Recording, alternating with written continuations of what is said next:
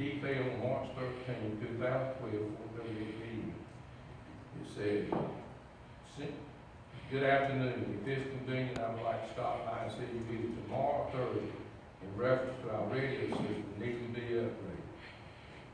I mean, that's what this says. Y'all sitting here telling me that it didn't say. That is not. Lieutenant Hill, at some point, we're going to ask you the question, well, what are our alternatives now? And that is what I think we all, as a council, would like to hear. I'm not interested in placing blame. At the end of your presentation, you said we have to get this replaced at some point, and we will ask you, what steps do we have to take? Yes, sir. And, Councilman Brown has a question. If the system goes down, you have to switch it over to white. Yes, sir. How much time is it to transfer over? It's very quick. It's just a matter of turning the dial on the radio. Right. Yes, this is another channel on the radio. Will officers automatically know that the radio is down, or they don't know until the project? Well, if it fails and they try to use it, then we'll be able to get some type of communication to them out there via a cell phone, whatever we need to do. The mobile data terminals also we can send them a message to the division mobile that is down and we need to switch over to Viper. So they'll get it instantaneously. It won't take long. So they won't automatically know this. They won't automatically. They have to be informed that it is Right. down, we need to change it. Right. Let me say this, if I could, Councilman Brown, there would be no difference if the new system went down, it would be the same aspect. If we had an electronic issue go wrong with our new $2 million system, for example, it would be the same process that would need to be utilized. So ultimately, you're going to have electronic failures from time to time. Of course, we try to do everything we can to mitigate it, but you will have, this is technology we're talking about, computers crash, lightning strikes, all kinds of things go wrong here. And what we tried to do when I began to discuss this radio system in the retreat was begin to let it ground. Prior to me coming to the retreat, the department heads and I had already met. I've already spoken with Alan, Lieutenant Hale, and myself, along with Sergeant Webb. I've already talked to lay the groundwork to try to replace the system. I think the perception has been that we let the system get beyond just repair, and that's not true. What we started to do is lay the groundwork for a very expensive capital outlay project. Of course, there are multiple needs in the police department today. We know that just based on me sitting before council over the last couple of years. But I want everybody to know that I would never, nor would Lieutenant Hale, Sergeant Webb, the town manager, or any other member of this council allow our officers to be placed in any kind of danger because our radio system failed. There are some things just out of our control, and there are some things within our control. I will bring up the fact that, of course, every single time I've come to ask for upgrade, there has been a lot of contention.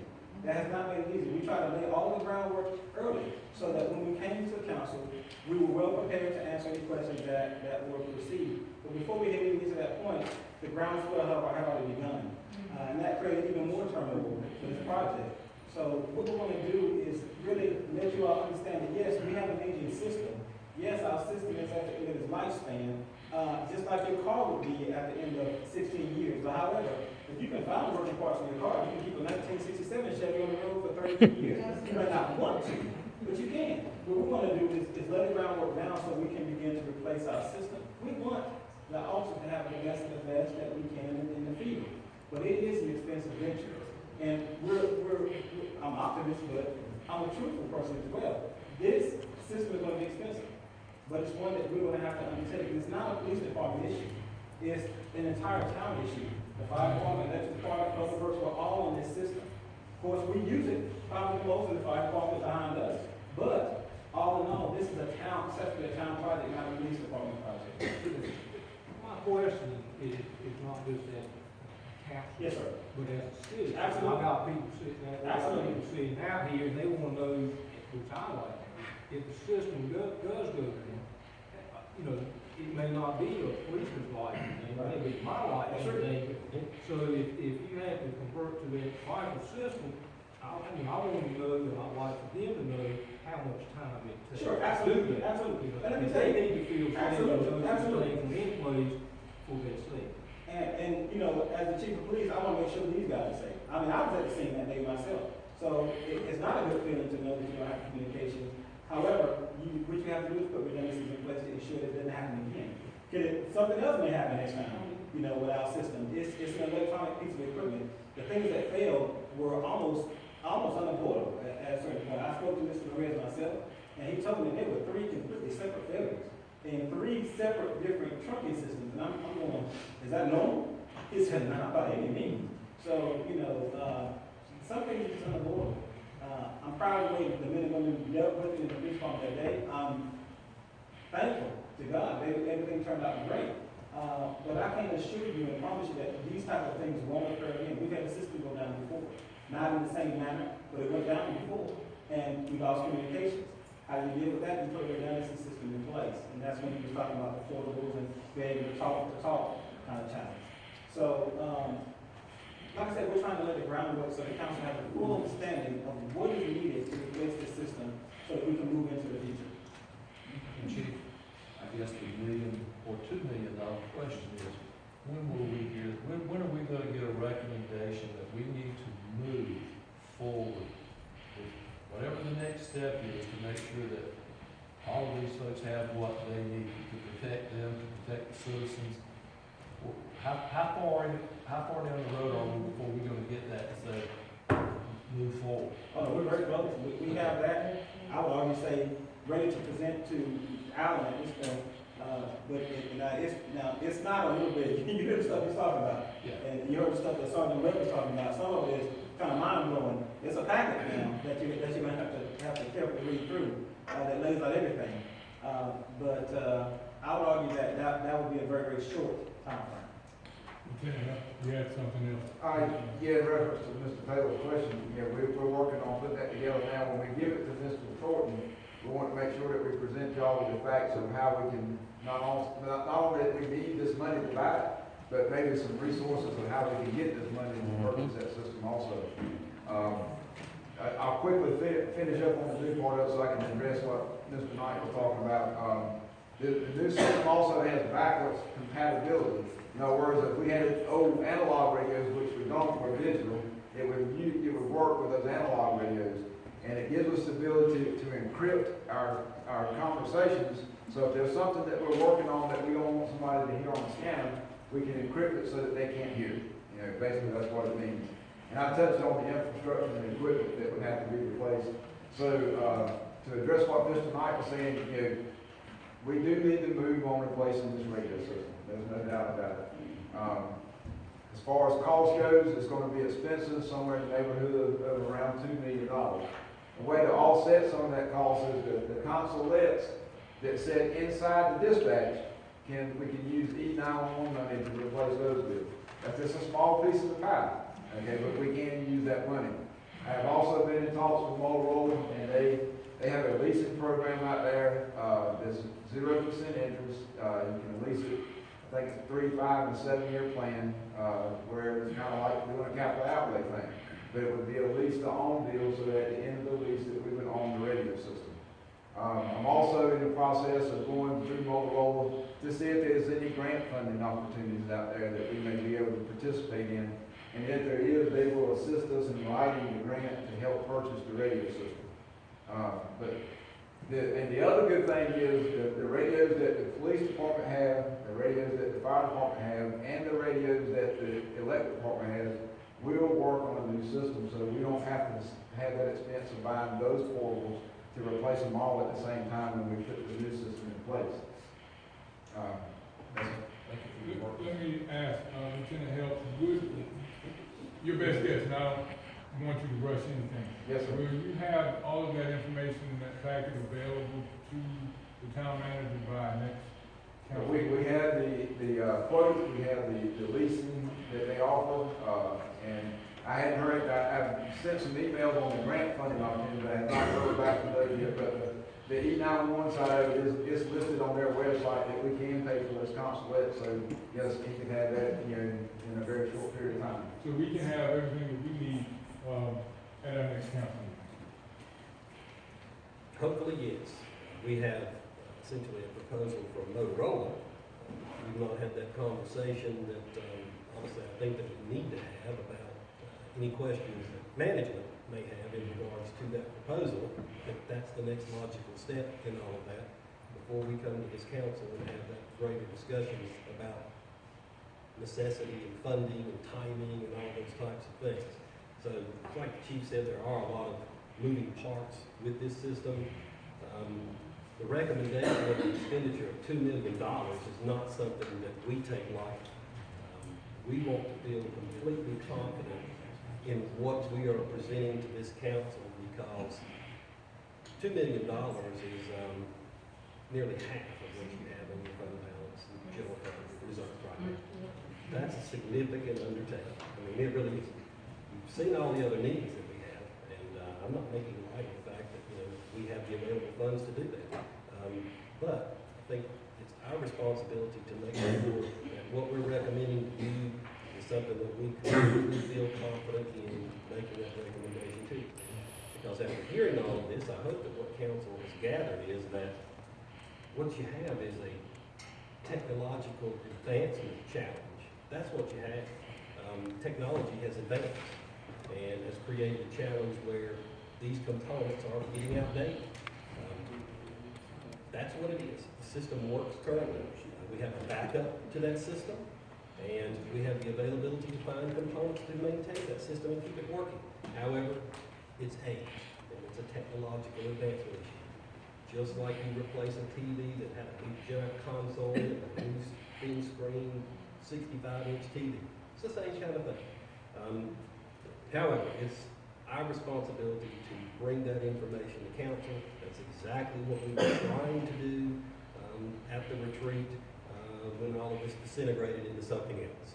So I'm glad that you provided the opportunity to my staff to present this information to this council and to the public who really needs to hear this and who really needed to hear the facts of the information, because they were getting a lot of stuff, and in my opinion, it was unfortunate what was thrown out there. I think a lot of people were given a lot of information that made them care or have concern for their personal safety.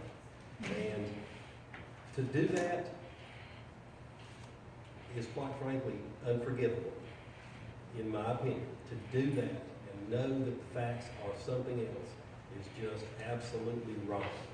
To me, that crossed the line. I've sat up here for 4 years and been accused of a lot of things, been called untruthful, been accused of mismanaging this town and a lot of other things, and I've tolerated it because, quite frankly, that's what I'm trained to do. I have nearly 25 years of experience, and you know, am I proud that the town has improved its fund balance to 41.02% from 6.53% at the time that I got here? You're darn right I am. Why would I not be? The town's reserves are at the strongest position that they have been in 10 years. During my time here, the town's not raised taxes. We've not increased water, sewer, or electric utility rates. And in fact, the town has reduced its electric utility customer rate by 19% across the board. And in that same process, paid off more than $90 million in contractually obligated utility debt. And amazingly, there are still a handful of people who would try to lead the public to believe that all this is a bad thing.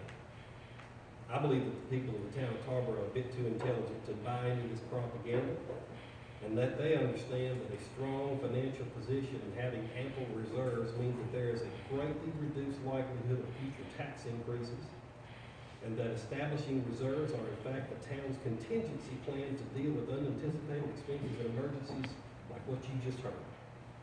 Am I proud of these accomplishments? I ask you, should I not be? If you served in my position, would you not be? So, yeah, I'm a little ticked off this evening about having things written in somebody's blog or a Facebook page, but have no idea what the heck they're talking about and attacking me. Because, quite frankly, that stuff's out there for my kids to see and my wife to see. So I don't take it very lightly. And that's why I'm having this conversation this evening or making this statement tonight.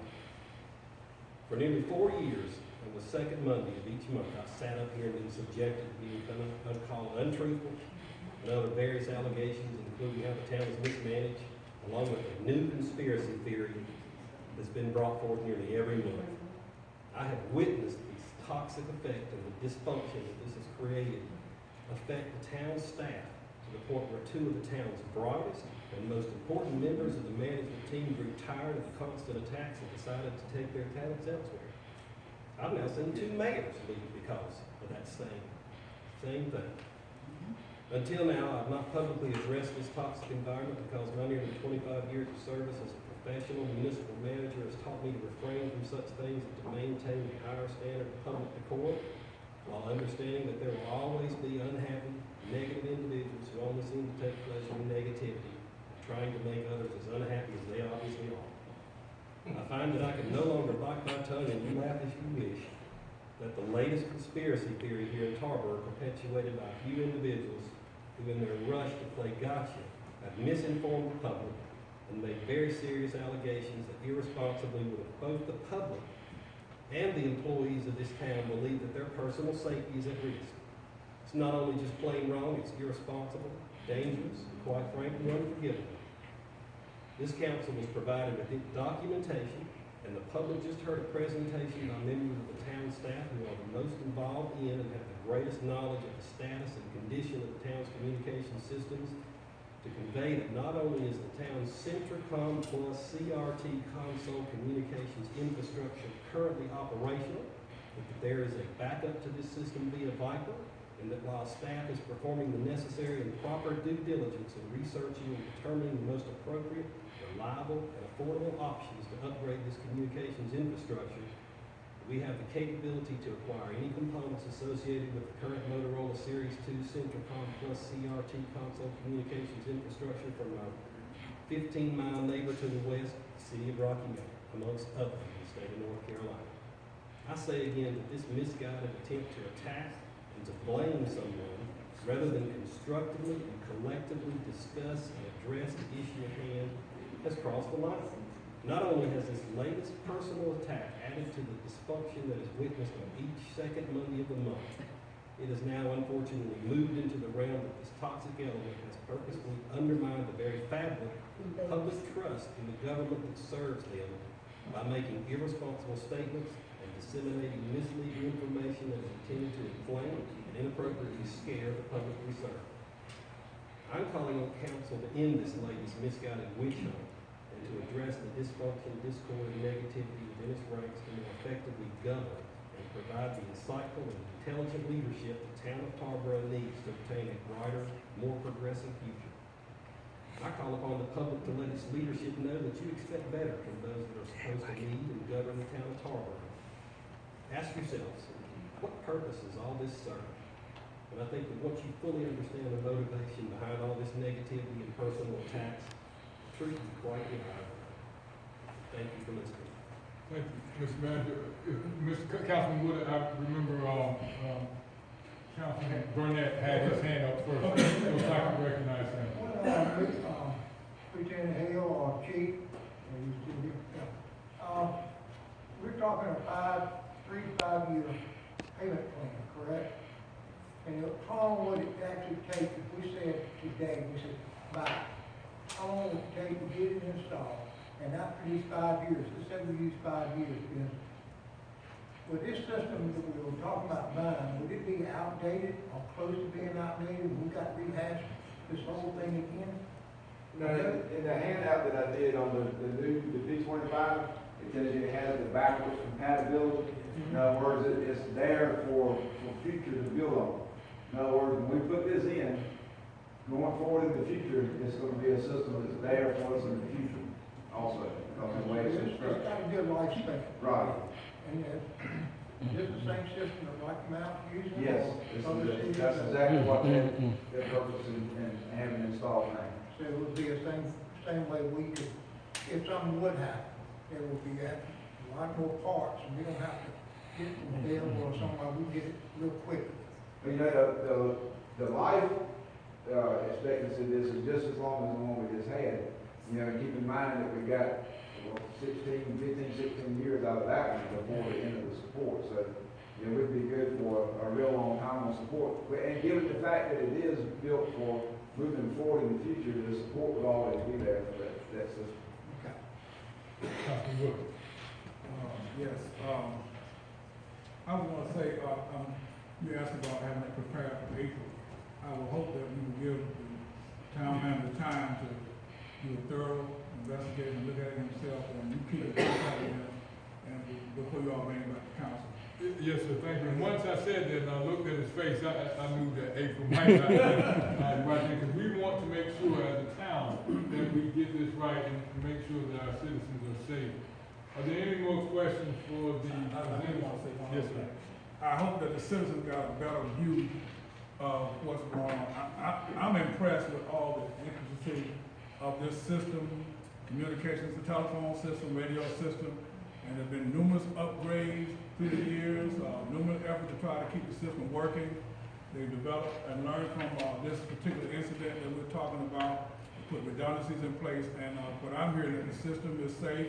But once in a while, just once in a while, everything goes wrong and makes things tough for us. But they've learned, and I think they have a system in place that they feel comfortable working with. I haven't heard anybody say that wasn't the case, and I think they'll continue to improve the system. And we do have to wait until we get facts from professionals before we make our decision about one or two things that go on. So I'm hoping that will shed some light on. I'm really impressed with you guys and what you all have been doing and how you all been working to try to continue to improve our system.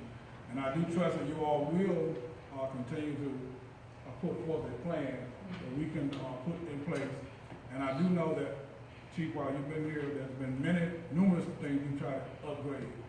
And I do recall, and I don't know of any exception, that every time you try to upgrade something, there's been negative comments and criticism. And I do recall saying, thank you for bringing us into the 21st century.